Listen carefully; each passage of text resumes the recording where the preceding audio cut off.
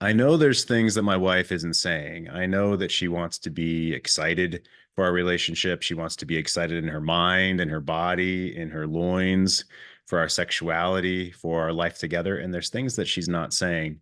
We're going to talk about that here today on the C Note Show with myself, Jeff Allen, and Miss Cynthia Cruz. We've been hosting the C Note Show for, well, since the beginning of 2020. Cynthia and I have been in private practice since 2016 after we retired from the school system as social, emotional, and special education teachers. And we've been professional teachers for a long time. And we specialize in relationships, and including those that where love is gone right now, where you want to renew the relationship, you want to know what's going on.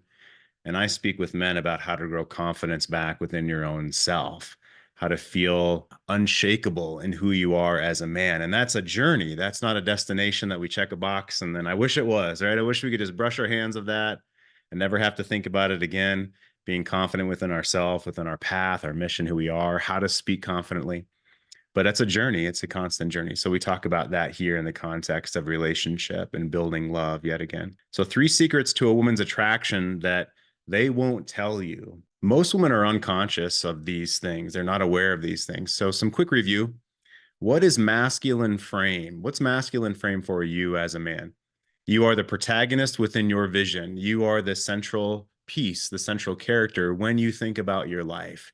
If you get up and all you think about is other people, how can I serve this person? How can I make sure my wife is happy? How can I do everything I need to for the kids, for my boss, to make money? But you don't think about your own self. You're really not the main character. You're not the hero in your story. So let's get into it. I'm going to ask Cynthia about these 3 ways that women are turned on that they may not share with you, mostly because they're unaware of them. Women are turned on by a man that is more emotionally stable than them. Number 1, we're going to get into all 3 of these today. Number 1 is more emotionally stable than them. So, Cynthia, does that mean that a man has to be a rock, a stone, have no emotions at all?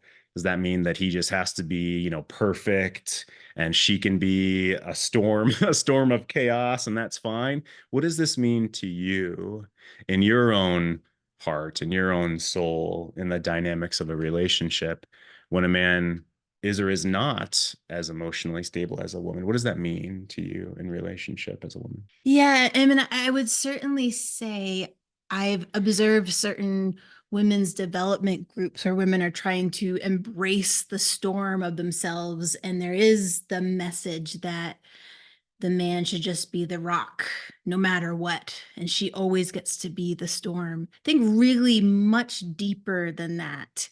If we're really talking about emotionally stable, women are really attracted to the masculine in you who can have a frame around the emotion that you're feeling in the moment. And then there's also a return point, a grounded point that you return to so that she knows no matter what you are experiencing, you have frame and you have a homeostasis that she can rely on that makes her feel in a very survivalist state, very safe. Recently, we had an episode on tips for marriage counseling or couples counseling. We actually just focused on that when we're writing for our book too. Last week, we spoke about that, started to dictate about that. And one tip was that marriage counseling is for the woman to feel safe, opening emotions and saying things that she has not felt safe to say before. Usually things that she thinks that you as a man are going to be upset by. And on the other side of the coin, it's a double standard that in couples counseling, if a man brings his concerns or his blame or his upset into that situation, why is that not good? Why can't he do that? Why is that a double standard in your point of view? Yeah, and I'm so sorry that it is a double standard because just on human to human level, that feels totally unfair. But if I feel into her as a feminine being, that she has these instinctual parts of her, if she feels unregulation and an outpouring of worry and concern, there's a instinctual part of her that will feel that number one, it's probably judgment of her and she'll take it far too personally. and I'm spacing for a moment. She might freeze in that moment because it feels totally unsafe. And there's a lot of ways that she can react to feeling unsafe in that moment. Uh, and she won't trust the container when you try to bring it home to invite her to talk about things. And she'll start to associate you with more of a dysregulated state that almost takes away the emotion that she's trying to express, almost as if you're taking away her truth by you having emotion too. Yeah. So I like that. So let's step back for a second. What are you wanting as a man? Are you wanting for her to hold your anxiety for you? Or as we say, your mommy is taking her, she as mommy is taking care of your little boy. Is that really what you want in an adult dynamic? Thinking back in the past, that's something that I did by accident. It's not because I wanted that dynamic. It was the world was challenging me, my boss, my work, my own purpose was challenging me. And women say, yeah, open, share your emotions. Okay, here's the most difficult things that I'm facing, and I don't know what to do about them, just kind of vomiting. And that's not actually the role that I wanted. So this is about bringing awareness to that. So back to more emotionally stable, it's for a reason, for a purpose, because you want to be her safe place for her to open and dance and flow, literally and figuratively. And so for a woman, what does that feel like when you know your man is going to bring things back to humor or depth, or he's not asking for you to take care of his emotions per se, but he's open to taking yours, so to speak? What does that feel like? That can feel like a woman feeling very at home actually in her own body around you, because she knows again that there's always a homeostasis that you will reach. So her whole body is not in this high alert of what's going to happen next. Will the rug be pulled out? I don't know how to gauge this angry warrior. And it will also make her feel like she can trust the ebbs and flows of relationship with you, and not expect that if this everything's clung on to perfect, regulated, perfectly controlled, that's the only way she can feel safe. Yeah, thank you. So, you gentlemen that are here live, what questions do you have? I see in the chat, I just wanted to be treated like a human being. Basic empathy, kindness, acknowledgement. Feels like that's not a lot to ask. You're right. You're absolutely right that those are basic asks, both basic requirements for a relationship. And for you to be shamed for wanting basic empathy, kindness, and acknowledgement is bullshit.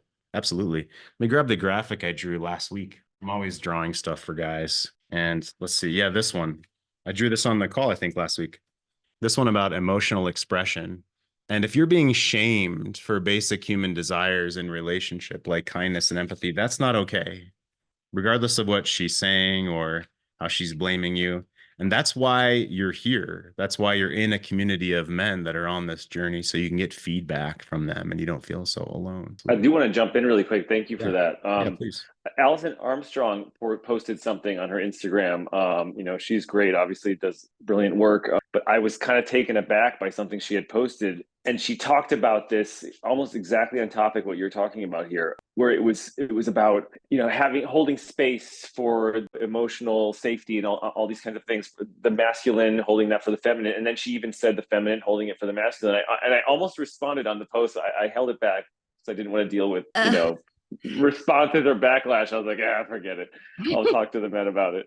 I was like, I don't think that this can. I don't. My opinion is I don't think it can be perfectly reciprocated. I don't think that. I mean, is that wrong to assume? I mean, I don't think that the feminine can hold the same way emotional safety for the masculine as the masculine for the feminine. Is that accurate, or am I distorting this?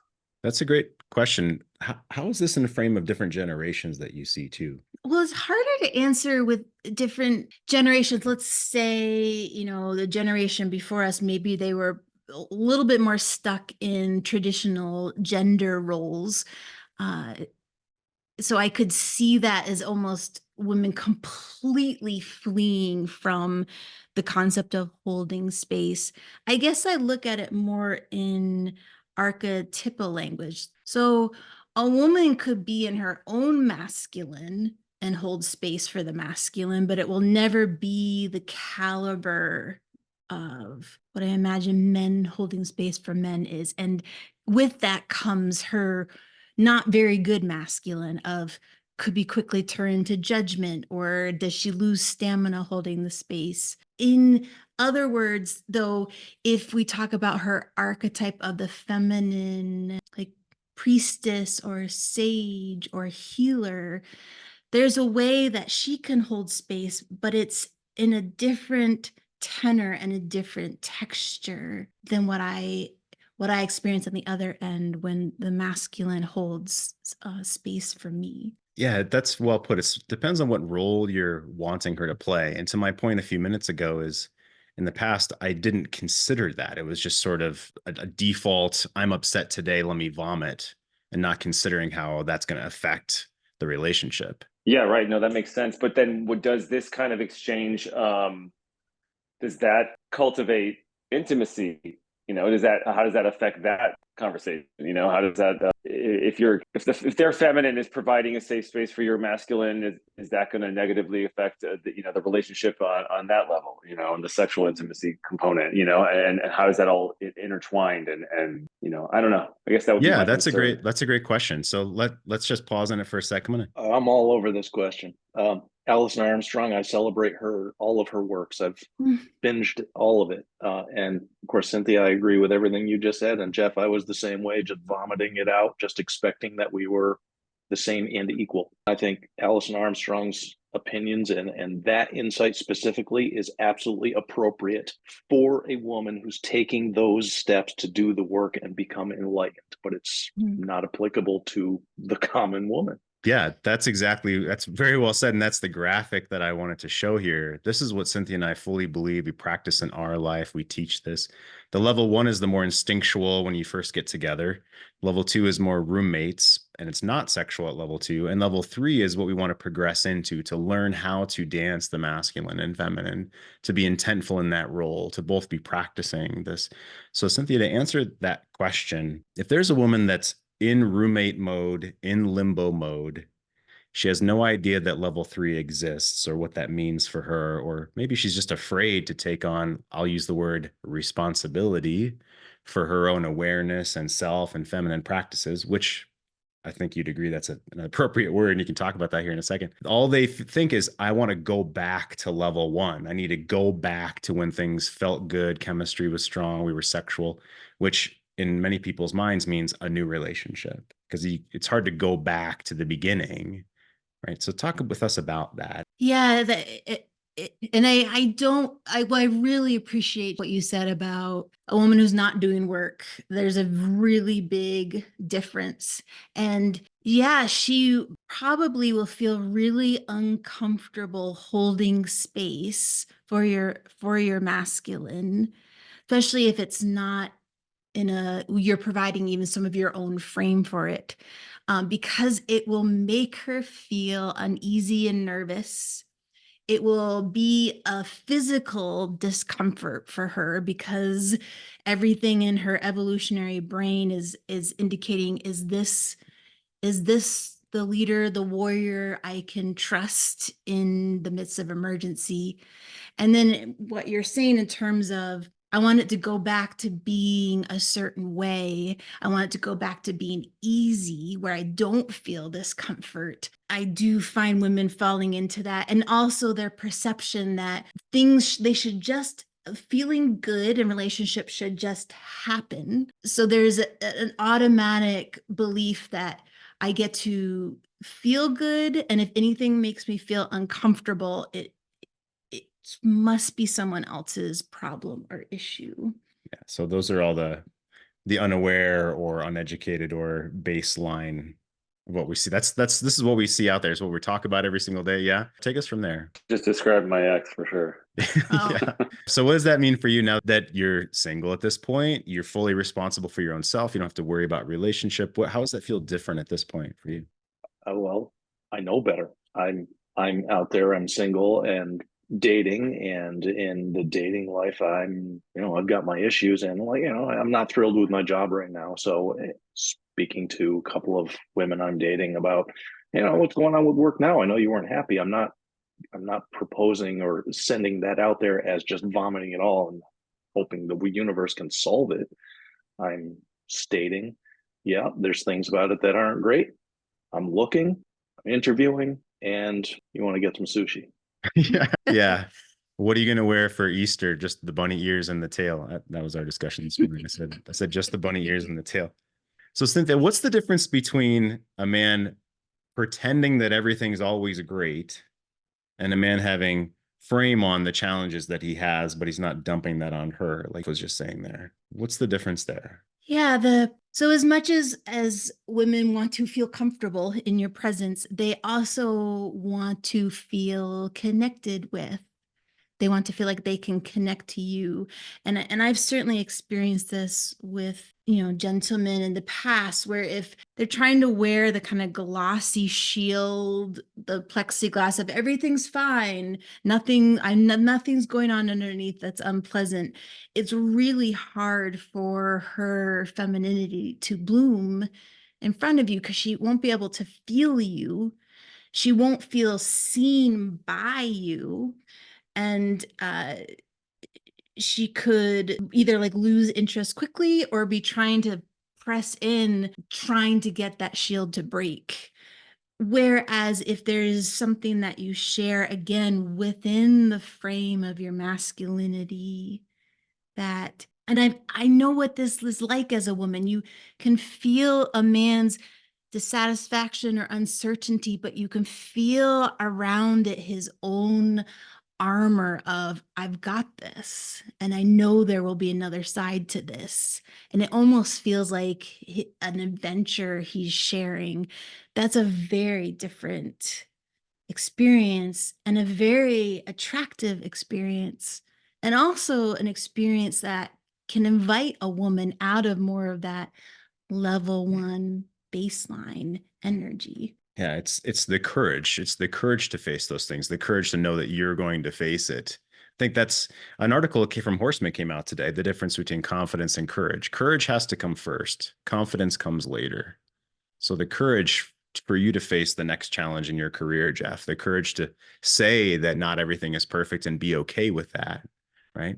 So I have a question about when it comes time that, you actually kind of have to collaborate with your wife on issues. So the topic for me personally is money, right? That is a collaborative effort. I've taken control of the finances many years ago, but it still kind of surfaces, and sometimes it becomes a problem where maybe there's too much spending and not enough budgeting. And so the issue that I have is that, when I approach her to talk about that, it's like beyond avoidant. And then I'm accused of not wanting to talk about anything else but money and finances, which is not true, of course, but that may seem that's her perspective. And so I'm trying to create ways, because I heard this on some other calls, where you just kind of show up with a solution. This is, and that's leadership, right? But it's a fine balance between a dictatorship where perhaps you just say, look, this is the way it's going to be done, and there's really no discussion about this. These are the rules that need to be followed, and this is the plan that I've come up with. So there's hints of leadership in a statement like that. But you also run the risk of shutting her down, so that maybe you impress upon her that there is no collaboration. And it's just like, look, this is the way it's going to be. And so now there may be resentment, anger, and frustration on her part because you're not talking about it with her. But when you do try to talk about it with her, there's no interaction, and it turns into a blame game. So I wonder how you navigate something like that. Yeah, well, I'll ask Cynthia in 1 second. So the factors are, how much do I lead to the point where maybe I'm dictating and she feels controlled? And how much are we trying to connect about this or learn from each other about this? Yeah. So we all have our stuff, and money is a big deal, right? And so we all can have our own let's say, unconscious glass ceilings, what was presented for us in childhood. I can relate to this. And then, okay, now we're doing this with another person. So it's exponentially difficult. Okay. So what are you seeing there around money? So if a man, I've said in different ways, what if she's really bad with money? Mm-hmm. And instead of just saying, okay, here's the super controlling budget and I'm going to avoid the conversation, but here's what we need to do. And let me try to get you on board and hold you accountable and like be your fucking warden, which isn't fun for anybody, versus, hey, like, you're not good with money, sweetheart. Like, let's teach you how to be better with money. Now that's painful, but it's real. And I'm wanting to connect. I'm wanting to have the conversation. I'm wanting us to do this together. I can feel almost the tightrope you feel like you have to walk in this regard. I would imagine that a lot of women and a lot of partners would have a hard time with, hey, we know that you're not really good with money. However, there's a frame around that and like a masculine heart to that feels to me like invites further connection, communication, maybe more story about what she's needing and wanting and frustrated with, versus it can feel, well, the story in her mind, that level 1 story can get so quickly turned to, I'm being controlled, or this is our money. Why do I have no say over that? And that doesn't really solve the core issue regardless. Well, right. So let's take one more step. No, I want you to have a say. By the way, Cynthia's great with money, so we're just pretending. So I want you to have a say in money. I want to talk about this. However, this is the 3rd time the credit card has been maxed out, and you've told me that this is out of control. Things like this, where it's bringing, and this is a story from a client. The credit card's maxed out a 3rd time, and he's not interested in saving her from this again, but they're both responsible. And if I ask, hey, we want to have money for trips, we want to have money for this plan for the future, those things are important, right? And then what might get in the way? What can he ask himself, or what can he open with her that maybe he's not seeing? Well, I love the like kingly eye of the present with the current moment, but also the why of it, why we want money for this. She may in that moment not agree with the why of the future, but I'm curious to see why that would be, and if on the other side, does she agree with the why of the future? Because that feels like a compelling third intention, third energy to focus on, versus this being just who has control or not, who has power or not. Yeah. So let me give you 3 sentence starters, and then you ask another question, please. I'd love to hear your question. So sentence starters are, I notice the credit card has been maxed out for the 3rd time. I notice that you don't feel good about the way our money's being spent, or you don't feel good about the way our money is being, divided. Right. So I notice, then I want us to connect over this. I want us to be a team. I want us to have money for the future together. Right. And then I believe that we should be open. I want us to be open with one another about what we're not good about. You tell me things that you want me to improve on. This is a partnership. I believe. So I notice, I want, I believe. I'm sure you've tried a lot of these things, right? So take us from there. Yeah. I'm laughing literally because in my growth and in doing all this, self-recognition, this has all been brought up. It used to be very combative, and that's when I was an idiot. And now it's not. I've matured, I've come to acknowledge things, and I've worked on myself to the point where I sit down and I put the why behind it. Look, these are the reasons why I'm having this conversation. I want to have enough money for retirement. I want to have enough for the kids' education. I want. And then I ask her, I invite her into that part of the discussion so that it's not combative, and so that it turns into more of kind of a loving collaboration. So my question, Jeff, is what happens when she's still not engaging in that? Because it's very, again, I can tell she wants those things too. She doesn't expressly state it, but I can tell. The problem is that the repeat button keeps getting reset. Sure. So that's a great question. So let me ask, another version of I notice is It seems like, and you're guessing what you're saying. So it seems like when I give a suggestion about money, that you just either agree with me or you don't say anything. So we reorganized our area here, our living room. Do we want to get another couch? Do we want to get a sectional? What do we want? And Cynthia was just like, yeah, that sounds good. Everything I said. She was like, yeah, sure, yeah. And I go, you need to stop being so agreeable and actually tell me what you like and what you don't like. And that helped her pause. And she's like, well, I don't really like your old fucking ugly yellow chair that you really like so much, Jeff. And I'm like, my ugly yellow chair. No, I didn't say that. I'm like, yeah, it is kind of ugly and it's definitely yellow and I don't want to get rid of it. So let's figure this out, you know? But she actually said something she didn't like. I'm like, hallelujah. She's not just agreeing with me. Okay. So it seems that you agree, but then later maybe you change your mind or like this. So this is the whole point of, honey, you're not very good with money. Let's teach you if that's true. Because this is just, I don't want to tiptoe around trying to, it's like, let's just go right at it. So what have you tried there? And look, I don't want to steal the show, but here's one added layer of context. I know why this is so difficult for her because it's been brought up before. She is ashamed that she is not where she saw herself being in terms of career, finances, income. The truth is, we have a large network of friends, fortunately, and a lot of our friends are pretty successful. They're, doctors or they're whatever they are, right? It doesn't matter what the title is.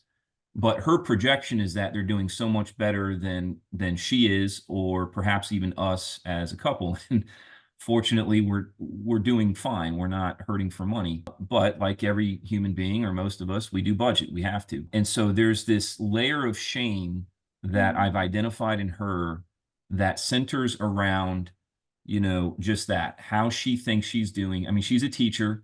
She had a career in the law. She was never a lawyer. I talked her out of that shit. And so, but she worked her ass off. She's very, very smart. She's very dedicated and loyal as an employee. And the truth is that she's been shit on over the years in terms of advancement and in terms of income. So when you combine all these different things, from her perspective, what I see is, well, I've worked my ass off and it hasn't paid off. And now I feel down and depressed and ashamed because I can't chip in where I would like to help further these goals. So she wants those goals the same as I do. I'm convinced of that. But she feels bad in not being able to contribute toward them.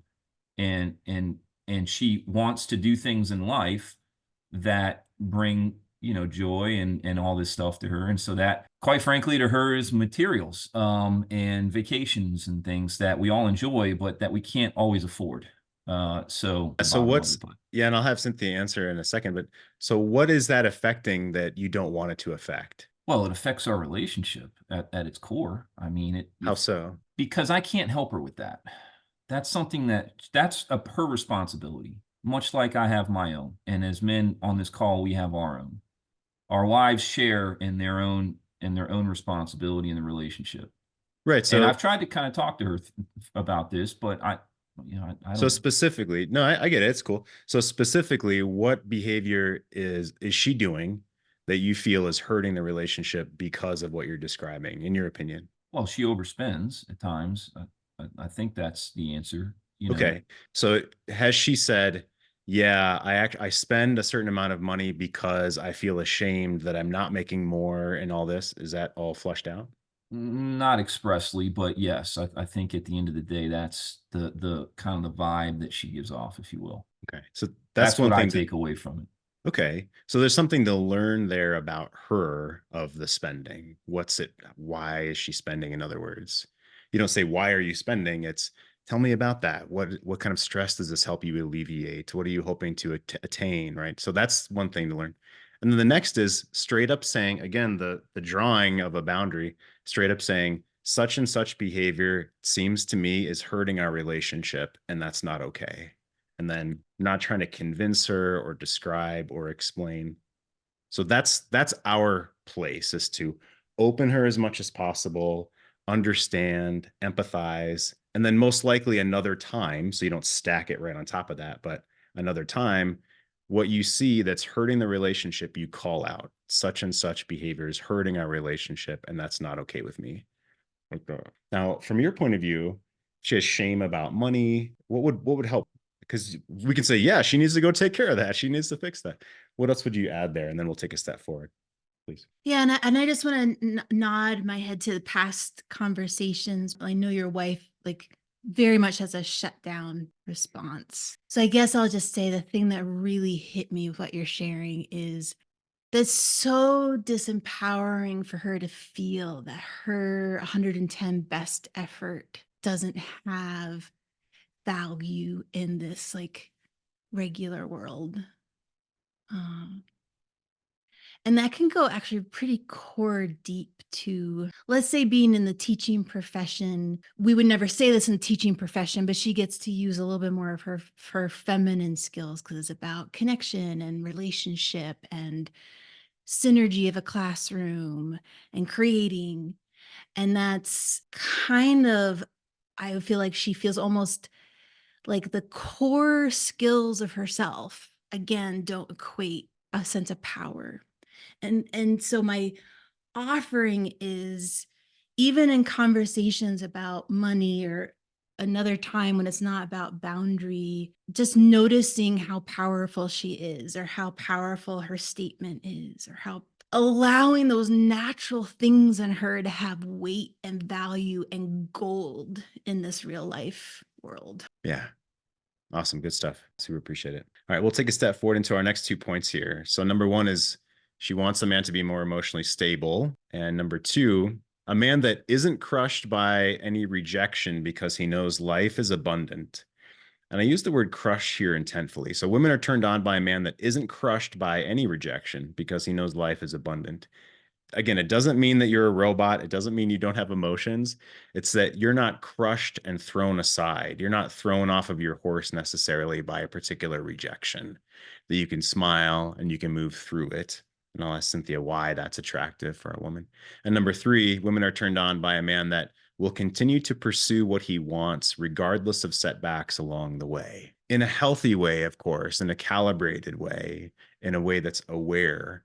So you're going to pursue career, you're going to pursue purpose, you're going to pursue intimate connection with a woman, not obliviously, not to violate her boundaries, but you're going to pursue that connection either with her or ultimately another woman or other women. There doesn't need to be a time frame on it, but you would just know that you're never going to give up on that. So Cynthia, talk with us about 2 and 3. Why are these attractive to a woman? A man that isn't crushed by any rejection because he knows life is abundant and he'll continue to pursue what he wants regardless of setbacks along the way. Why are those attractive? Because life is abundant. That just reminds me of the kingly energy, even the king warrior who, no matter what the setback might be in the kingdom at the moment or the setback in battle, is always leaning into, well, what's the next opportunity. For a woman to feel like she's within the castle walls of someone who thinks that is a respect. I align with this. I'm wanting to follow this. Versus if she feels that energy really crumple under rejection, go and hide in the chambers of the castle, it will make her feel really uneasy, unsafe, not sure if the neighboring tribes are going to get in, unsure if there's something that now that she has to hold and pull forward for vision. And so always feeling that you have a vision, even if there's not the certain of how it's going to get there, or even if there's a one certain barrier, but believing that you will always move forward is like being on the road with you, riding next to you, riding toward the castle, completely happy and attracted and lucky to be with this masculine presence, this kingship that always carries the flag, no matter what. Yeah, that's beautifully said. And of course, you want a woman who wants that along with you as well. We'll take a look at the chat here in a second, and then we'll close out. So one word, fair, Is life fair? No. Fair means impartial and just without favoritism and discrimination. Sure, that's nice. Life isn't fair. And we have to make sense within our own selves what that means to us. That we want to be on the horse riding toward the castle with the courage to face the next rejection, potentially, the next failure, the next stumble, knowing that it's not necessarily fair. This was posted in the forum actually the past few days. Just agreeing to things to keep the peace is actually not good either. When you do this, you're disrespecting your own boundaries. So, gentlemen, this isn't about just trying to make her happy. This isn't about agreeing or pretending. It's actually being a man that feels strong within his own choices, feels courageous to face the next bumps in the road. Absolutely. So check out our stuff if you like. I'll go ahead and read the chat here in a moment. It says, pre-divorce, when I had the finances talk, I invited her in. She saw my perspective. I saw hers. We made some decisions. And then months later, when she wanted separation, she said I manipulated her with my financial jargon talk. She's not as educated, so I don't know what I could have done to not have her feel manipulated. Feels like any discussion where I had a perspective and advocated for was being manipulative. Where's the line drawn? Well, after the fact, if a woman is rewriting history and she wants to play the victim and feels she has no responsibility and like you're completely the evil bad guy and she's, a perfect princess, she's going to twist the situation to one where you're the bad guy. It's really not more complicated than that. So it sounds like if you're an aware man and you're connecting with her, you have emotional resonance with her, you have a future vision, you have a little smile on your face, an open heart, you're breathing deeply, you're curious, you're wanting to build something together, that's the best you can do. And later on, if she says she was manipulated, it seems as though she's trying to play the victim. So I wouldn't think too much more about it than that.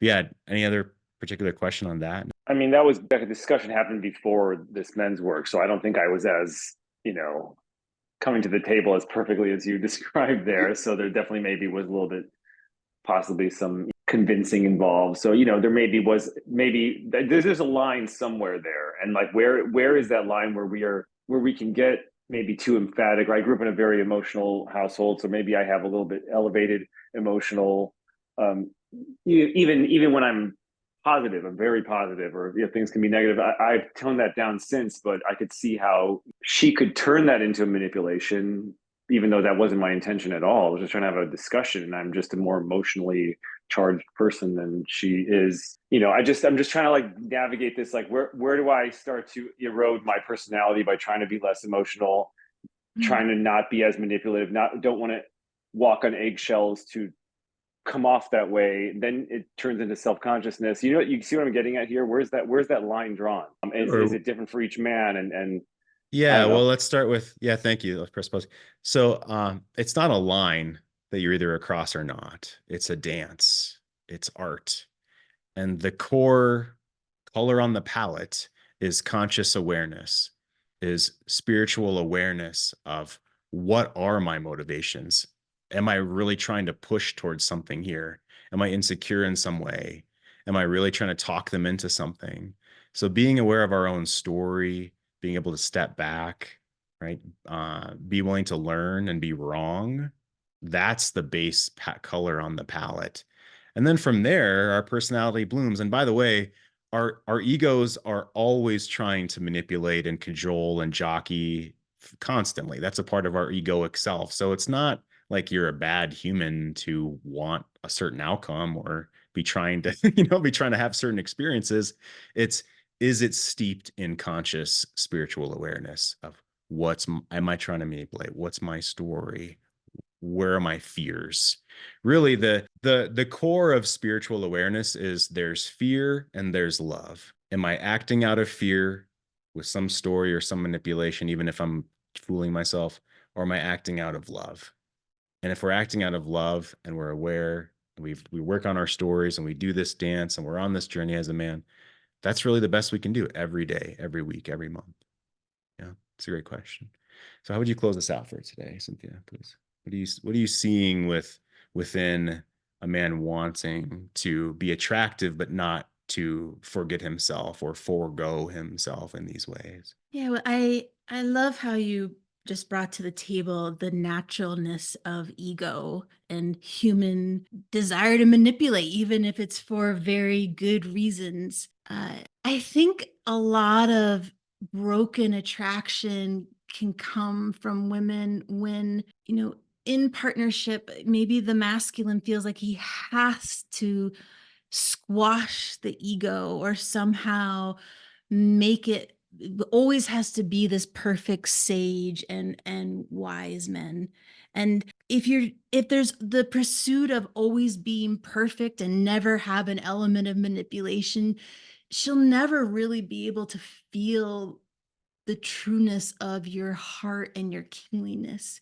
And so it's just as you with the women in your lives, invite them into their humanness to allow their own femininity.